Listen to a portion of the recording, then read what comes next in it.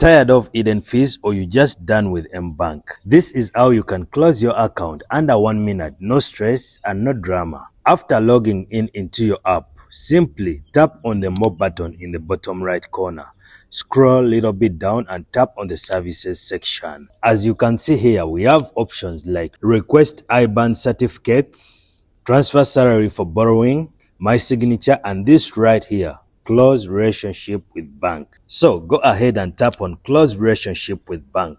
Read this message asking you whether you are sure you want to close your Mbank account. To confirm, again, tap on close relationship.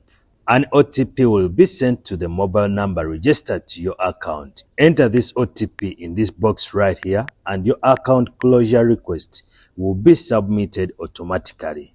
So, if you face any issue, you can let me know in the comments. And watch the video up next on the screen to find out the best zero balance account in UAE right now.